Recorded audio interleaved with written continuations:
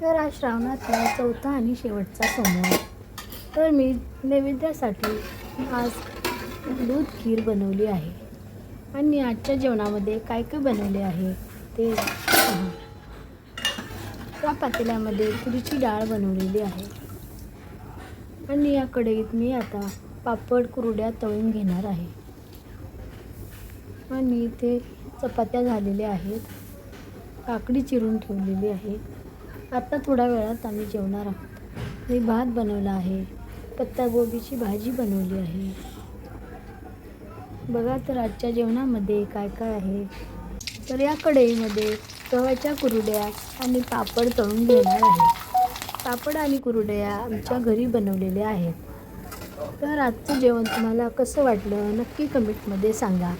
चॅनलवर नवीन असाल तर सबस्क्राईब नक्की करा. धन्यवाद.